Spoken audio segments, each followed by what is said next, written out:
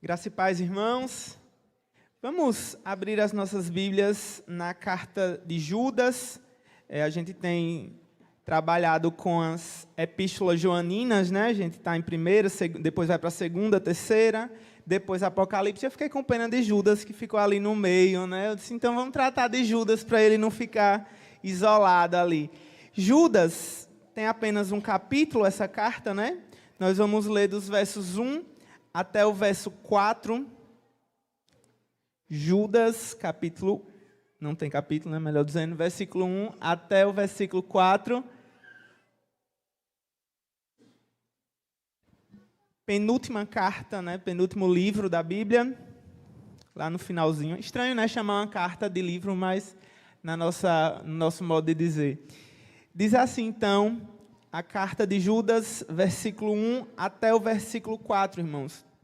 Judas, servo de Jesus Cristo e irmão de Tiago, aos que foram chamados, são amados em Deus Pai e guardados em Jesus Cristo, que a misericórdia, a paz e o amor lhes sejam multiplicados.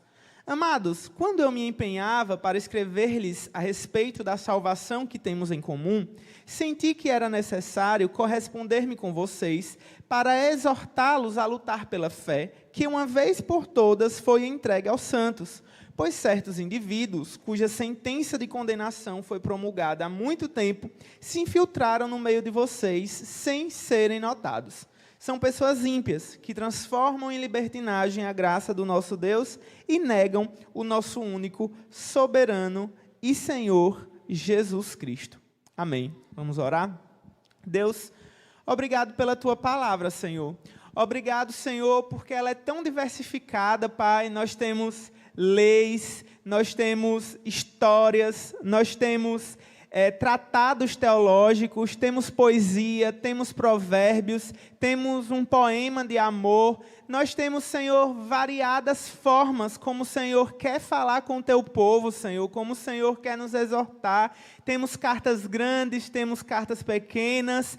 Oh Deus, e em todas elas, Pai, em cada partezinha da Escritura, o Senhor tem algo para revelar de si mesmo, tem algo, Senhor, para revelar acerca da Tua vontade, acerca de quem Tu és. E nós queremos, Senhor, Te pedir, Pai, que o Senhor nos desperte, Senhor, e nos dê, Pai, amor, nos dê, Senhor, ânimo e vontade, Senhor, mesmo, Senhor, de estudar a Tua palavra com afinco, Pai, estudá-la, Senhor, com um espírito, um coração, Pai, disposto, Senhor, a beber daquilo que o Senhor revelou na Tua palavra. Senhor, é um privilégio muito grande, Senhor, que nós temos como um povo Teu, sermos o povo ao qual o Senhor se revelou. Nós Te agradecemos, Senhor, e Te pedimos que essa mensagem hoje fale aos corações que aqui entraram, em nome do Teu Filho amado Jesus. Amém.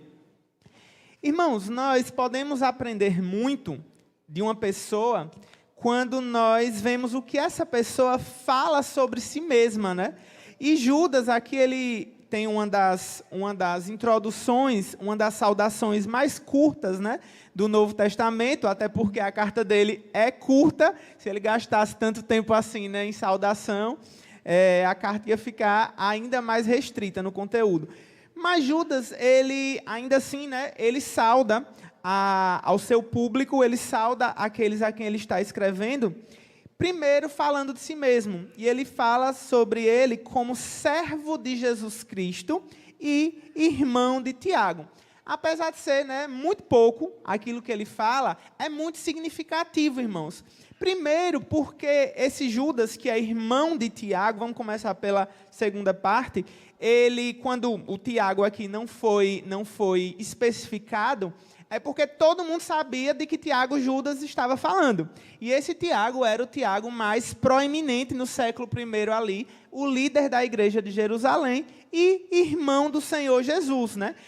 Lembrem que Jesus, ele foi, né, concebido por obra do Espírito Santo, nasceu da Virgem Maria, mas depois Maria e José tiveram uma vida normal, como todos nós, e eles tiveram outros filhos, né? Esses outros irmãos de Jesus, entre eles, a Bíblia cita eles por nome, nós temos Tiago e nós temos Judas. Mas Judas, ele não fala de si mesmo como irmão do Senhor, como irmão de Jesus. Ele fala de si mesmo como irmão de Tiago e servo de Jesus. Olha que interessante, irmãos. Os irmãos de Jesus, lá em João, capítulo 7, né, a gente passou por esse texto, eles não acreditavam em Jesus como sendo o ungido, como sendo o Messias, como sendo o Cristo. Eles achavam que Jesus talvez não batesse muito bem da cabeça, achavam que Jesus ele estava meio que fora de si, sabe, irmãos?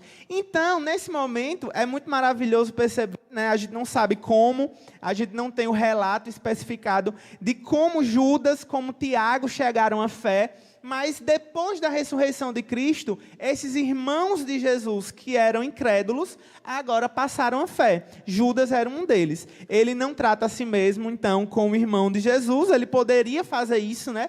Era um título muito nobre, né? Era algo assim, uma ligação muito próxima que ele tinha, mas ele não faz. A ligação que ele quer estabelecer com Cristo, irmãos, é a ligação de um servo. Ele quer estabelecer com Cristo agora aquilo que ele não fez enquanto Cristo estava vivo. Ele agora que descobre o senhorio de Cristo, se coloca como servo de Cristo. E agora que ele é crente, a vida de Judas está totalmente à disposição do seu mestre Jesus. Então ele fala de si mesmo como servo e irmão de Tiago. Isso, irmãos, nos traz o seguinte ponto. Judas, ele tem autoridade para falar, mas ele fala de uma maneira humilde. É assim também conosco. Nós temos autoridade para falar como irmãos do Senhor, como Judas era, porque João fala que a todos quanto creram, deu-lhes o poder de serem feitos filhos de Deus. Então, se a gente creu, se a gente é filho de Deus, nós temos autoridade para falar sobre esse nosso irmão. Mas nós temos que fazer como Judas, fazer isso de forma humilde, não fazer isso de forma soberba, de uma forma arrogante, né? Os cristãos, eles são muito acusados disso, e a gente tem que saber dosar. Às vezes, as acusações que são feitas aos cristãos de serem arrogantes, às vezes correspondem à realidade. Às vezes, a gente só é tido como arrogante porque a gente fala que a nossa verdade é absoluta, que a nossa verdade é uma só e ela se chama Jesus. Nesse caso, eles não têm razão em nos terem por arrogantes, né? Mas se a gente fala de uma maneira muito rude, né? Se a gente fala de uma maneira a não medir mesmo as nossas palavras, né? A não ter um trato adequado no falar, nós podemos causar uma má impressão, e essa não é a ideia. Judas, ele também escreve, irmãos, a quem foi chamado, amado e guardado, né? Todas essas palavras na voz passiva, né? Todas essas pessoas sofreram essa ação. Elas foram chamadas por alguém, foram amadas por alguém e são guardadas em alguém. E a gente sabe que são amados em Deus, são guardados em Jesus. Judas gosta muito de usar tríades, né? Ele gosta de usar muito essa forma, e ele vai fazer isso ainda nessa carta, né? Mais uma vez, de usar esses trios para se comunicar. Só não temos o chamado, né, irmãos? Mas quem é que está faltando aí, né? Amados por Deus, guardados por Jesus. Quem é que chama o ser humano à fé? É o Espírito Santo, né? É uma característica que eu acho bem interessante, que o Espírito Santo, ele sempre é essa pessoa da Trindade que está lá na coxia, né? Coxia é o nome daquelas... Não se chama... Algumas coisas são de metal, algumas são de madeira, né? Onde os artistas se escondem, né? No teatro, ficam ali escondidos até a hora de eles entrarem em cena, né? O Espírito Santo tem muito disso na Bíblia, né? Várias vezes esse passivo do Espírito Santo aparece sem o nome dele, mas o Espírito Santo é muito importante, e apesar, né, do livro do Tim Keller, que a gente está estudando aqui, ter passado na frente, a gente não desistiu de estudar o Espírito Santo, como a gente anunciou, né? Vai ser o próximo assunto, se Deus quiser. Vamos falar um pouquinho sobre essa pessoa da Trindade.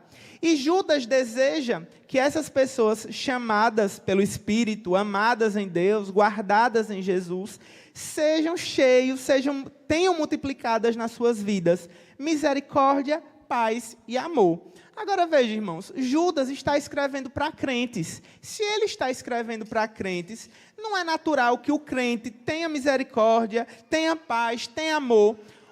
Por que então Judas deseja isso para eles? O que Judas está enfatizando aqui nesse versículo 2 é que a misericórdia, a paz e o amor na vida do crente deve ser cheio até a capacidade máxima. A gente não pode nos contentar com o que a gente já tem. A gente pode ter um pouco mais. A gente pode viver com o coração um pouco mais em paz. A gente pode demonstrar um pouco mais de amor. A gente pode receber um pouco mais de misericórdia, sabe? O que Judas está falando olha, que vocês tenham ainda mais misericórdia, mais paz, mais amor. Irmãos, quem de nós pode dizer que basta o nível de misericórdia que Deus tem por a gente, né? Eu não sei você, mas é muito pecado, irmãos, no dia a dia, né? São muitas situações que nos tentam, são muitas as áreas que a gente ainda tropeça e a gente precisa de mais misericórdia. Quantas vezes, irmãos, a gente já leu tantos textos, a gente já passou até por algumas situações e a gente passa por elas de novo e a gente simplesmente esquece aquela que passou e aí o nosso coração perde a paz. É ou não é? Quantas vezes, né? Quantos de nós podemos dizer que já tem paz suficiente? Quantos de nós podemos dizer que já amamos o suficiente, né? Que somos capazes de demonstrar o amor como o Senhor nos ensina? Então, irmão, Judas ele está lembrando que nós podemos e devemos continuar essa busca, né, por ser cheio de misericórdia, paz e amor. É muito interessante também como Judas não era a ideia dele escrever essa carta, né? E ele deixa isso muito claro aí no versículo 3. Ele fala que ele estava empenhado em escrever uma outra carta. Ele queria escrever acerca da salvação que eles tinham em comum. Ao invés de escrever essa carta, né, com esse tom mais pastoral, Judas ele se sente, né, ele usa essa palavra, ele sente que era necessário escrever essa outra carta. E é interessante que é a única que a gente tem, né? A carta que ele iria escrever, talvez tenha escrito, né, não sei se depois ele escreveu essa outra carta, não chegou até nós. A que chegou foi justamente a que ele não queria escrever. A que ele se sentiu obrigado a escrever, porque a situação que ele viu era muito séria. E ele, claro que como Judas, né, muitas vezes a gente não gosta de ser o portador de más notícias, né, de ser aquele que vai dar uma bronca, ser aquele que vai exortar, né. Seria muito legal se aquilo que a gente tivesse para falar sempre fossem palavras amáveis, né, palavras de conforto, palavras de refrigério, mas às vezes, irmãos, a gente precisa confrontar o pecador e pecados. A gente precisa, como Judas, entender que apesar de a nossa intenção não ser uma, a necessidade é outra. E Judas encara a necessidade de frente. E ele fala que ele escreve para exortar aos seus leitores a lutar pela fé que uma vez por todas foi entregue aos santos. Fé aqui está sendo usada com o sentido de um corpo de doutrina, né, irmãos?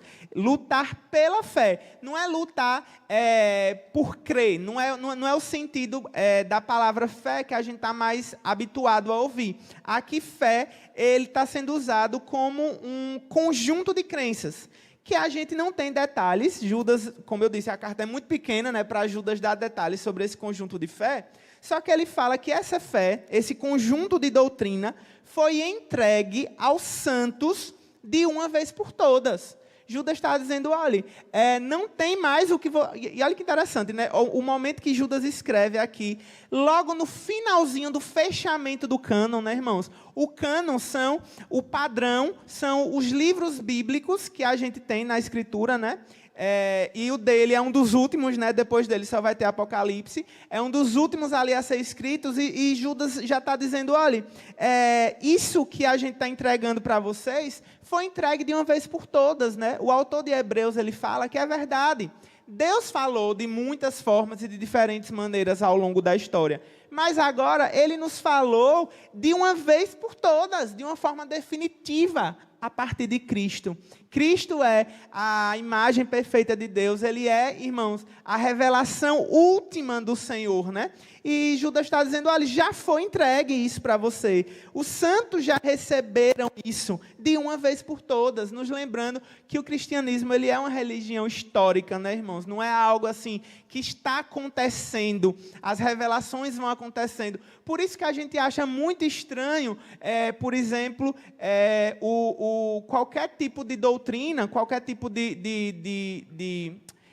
não é doutrina a palavra, de denominação, que traz um livro novo, de repente, sabe, que traz uma nova revelação. Não, estava escrito aqui em tábuas de ouro, que vieram da África, enterraram aqui, não sei o que mais.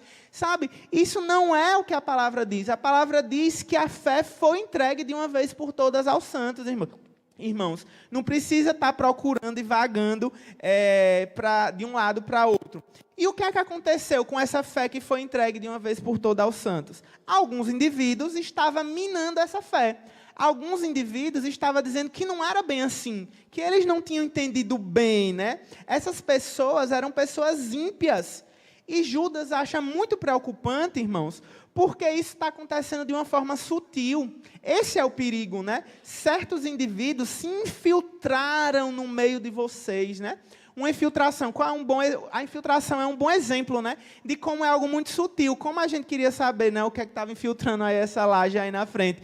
E olha que a gente já subiram várias pessoas aí, já tentaram de várias coisas, mas a infiltração é muito sutil, irmãos. A Bethesda, então, não sei nem o que falar das infiltrações de lá, né? A gente procura, e aí, quando vê, acha que resolveu, chove, aí aparece lá a bendita, né? A infiltração é algo muito perigoso, irmãos, muito perigoso mesmo, e Judas sabe que isso é perigoso, e ele chama isso de ímpio. Essas pessoas que estão infiltradas para minar essa fé, elas são ímpias, e a igreja precisa lutar. É esse o termo que Judas usa, né? Lutar pela fé verdadeira, pela fé que foi entregue de uma vez por todas aos santos. E o que é que elas fazem, irmãos? Para a gente acabar, vamos ver como a Bíblia é atual. Como a Bíblia é atual. Essas pessoas, elas estão infiltrando duas coisas, dois ensinamentos na igreja. Elas estão transformando em libertinagem a graça do Senhor e estão negando o nosso único soberano e Senhor Jesus Cristo. Como é que hoje a gente vê a graça do nosso Deus sendo transformada em libertinagem? Quando a gente ouve, irmãos, que Deus ama todas as pessoas, exatamente do jeito que elas são, estão, e que elas podem permanecer assim, não tem problema nenhum, porque Deus é um Deus muito bom, Deus é um Deus muito misericordioso, muito amoroso, é um Deus que, de verdade, Ele vai se importar com quanto de comida você come. Se você come aí 3 pratadas, assim, de 750 gramas cada uma, Deus vai se importar com isso. Por quê? Né? Continue vivendo sua vida, o importante é ser feliz, o importante é você se satisfazer, o importante é você estar em paz consigo mesmo.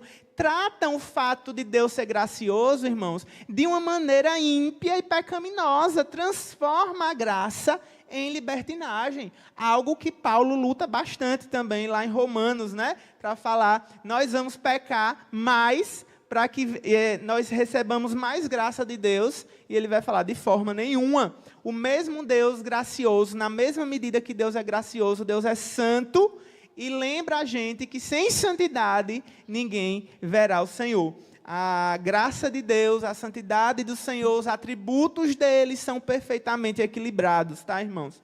E a outra coisa que essas pessoas estavam fazendo era negar o nosso único soberano e Senhor. Como é que Cristo é negado? É dizendo que Ele não é Deus. Talvez a gente sempre pense nessas negações mais assim abruptas, né? Nessas negações mais assim enfáticas. Mas a gente nega que Cristo é o único soberano e Senhor. Olha a chave, a palavra único.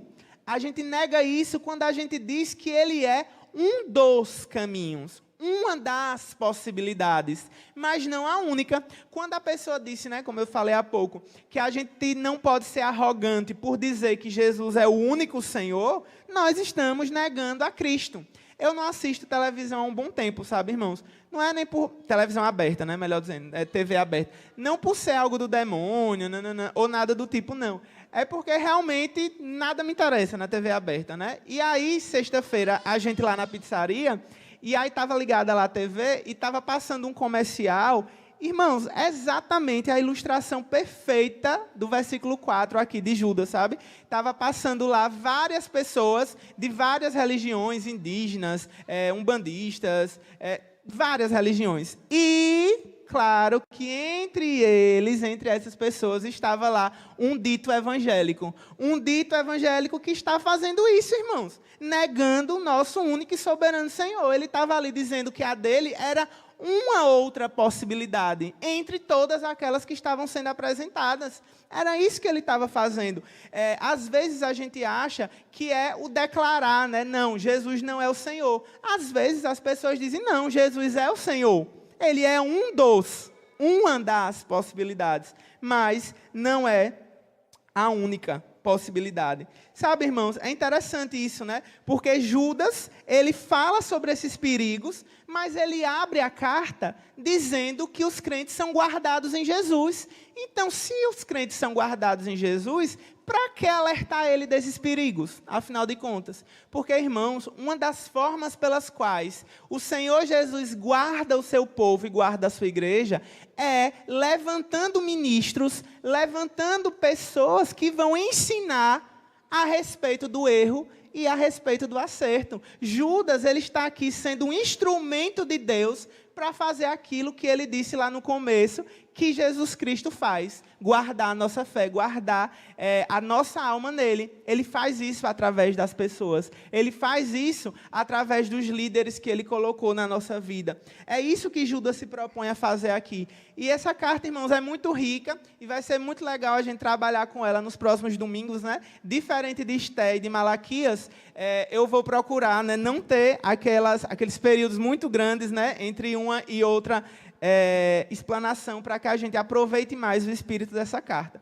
Vamos orar ao Senhor? Keidson, você ora por nós, agradecendo ao Senhor por esse tempo. E depois as classes vão ser divididas. Irmãos, os jovens vão estar hoje com o Tiago, certo? Lá em cima. Pavione precisou viajar hoje, mas vocês vão ter aula. No mais, o próximo domingo a gente vai começar a classe especial de mulheres, tá? Então, divulguem, convidem outras mulheres que vocês acham que possam se interessar e vai ser bênção a partir do próximo domingo. Oremos.